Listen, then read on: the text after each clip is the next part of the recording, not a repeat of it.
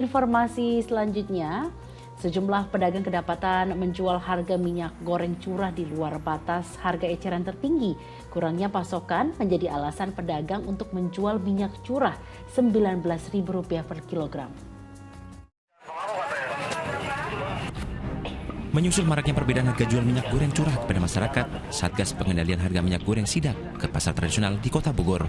15 pedagang pun terpaksa jalani pemeriksaan petugas lantaran adanya menjual minyak goreng dengan harga mencapai Rp19.000 per kilogramnya.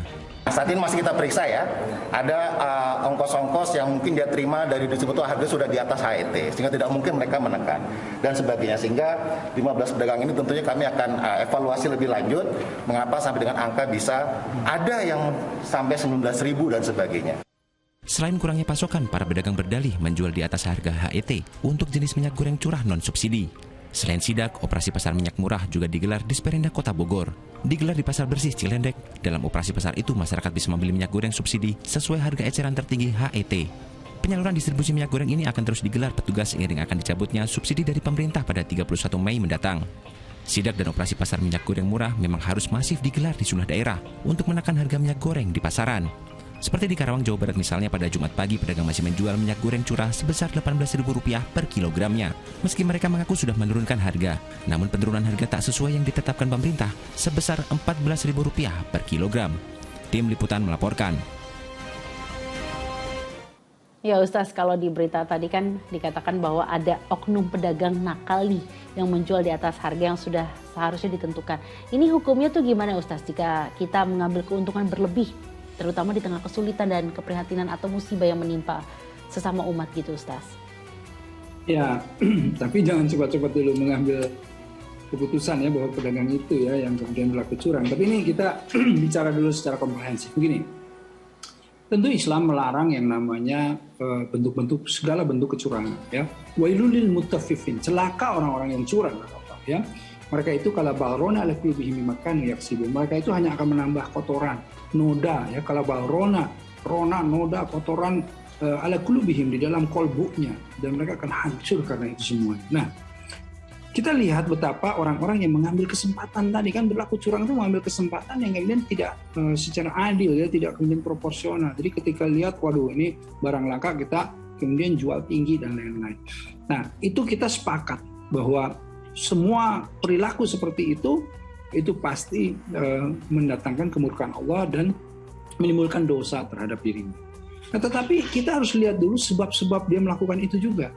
Ya, kan karenanya permasalahan langkanya. Berarti kan kemarin itu ada permasalahan mismanagement lah tentang bagaimana pengaturan yang namanya pasar terhadap minyak goreng tersebut gitu.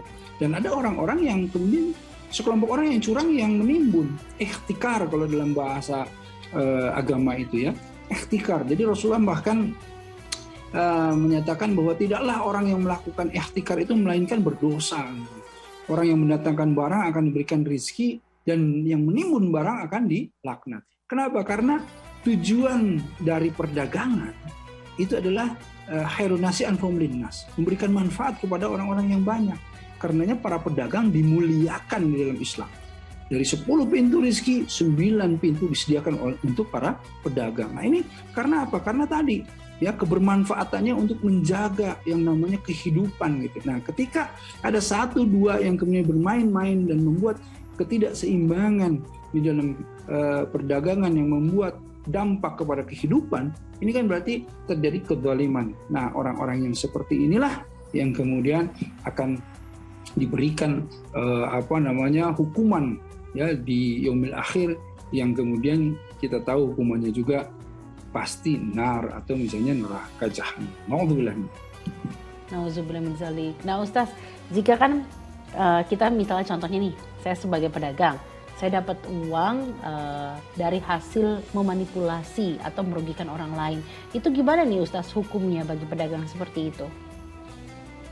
Ya jangan mbak lah ya, jadi ada si fulani gitu ya. Oh iya, jangan saya. Karena kalau contoh buruk jangan ditimpakan ke kita ya. Ya. Ada seseorang yang seperti itu. Ya tentu ini kan dari awalnya itu kan kita itu harus memastikan halalan thayyiban. Nah ini kita harus pastikan dan kita saling menjaga terhadap ini semuanya. Kalau kita sudah tahu ada sesuatu kecurangan, ada suatu ketidakberesan, nah kita tidak bisa mendiamkan itu. Dan kita harus bersama-sama ya aman ma'ruf nahi mungkar itu. Jadi orang Muslim tidak bisa kemudian berdiam diri terhadap sebuah ketimpangan atau sebuah kerusakan yang kemudian sedang terjadi gitu. Kita harus mencari solusi. Kalau kita tidak mampu sendiri ya kita harus bersama-sama. Ya seperti itulah. Di intinya memang dituntun untuk problem solver. Orang Muslim ini menjadi problem solver gitu. Kurang lebih begitu. Ya Ustaz, boleh gak nih kasih masukan kepada para pedagang atau yang baru mau mulai usaha nih Ustaz. Sebenarnya gimana sih aturan berdagang dalam hukum Islam dan seharusnya kita sebagai pedagang itu boleh mendapatkan keuntungan berapa persen Ustaz dari harga yang dijual? Begini ya, jadi tidak ada ukuran berapa yang kamu harus dapatkan. Tetapi yang namanya pedagang, jika ingin membuka pintu langit, ideal jalan Rasulullah, dia harus kemudian melakukan perdagangan dengan niat ingin menolong saudara-saudaranya. Jadi dia berdagang untuk menolong agar supaya saudara-saudaranya mendapatkan barang yang terbaik, mendapatkan barang yang halal, mendapatkan barang yang thayyib dengan harga yang murah. Nah inilah yang kemudian menjadikan yang namanya pedagang menjadi dimuliakan oleh Allah.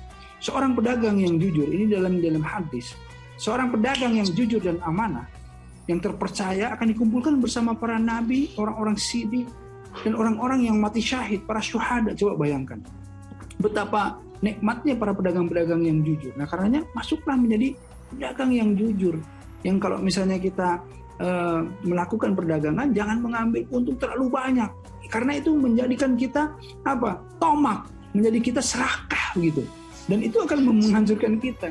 Jadilah orang yang qanaah, orang yang menahan diri, orang yang kemudian mengambil keuntungan dengan berharap saudara-saudaranya juga itu juga mendapatkan keuntungan yang sama gitu. Nah disinilah kemudian keberkahan akan datang, dan insya Allah Allah lah Ar-Razak yang mengalihkan rezeki bagi para pedagang tersebut begitu insya Allah. Insya Allah, amin. Baik.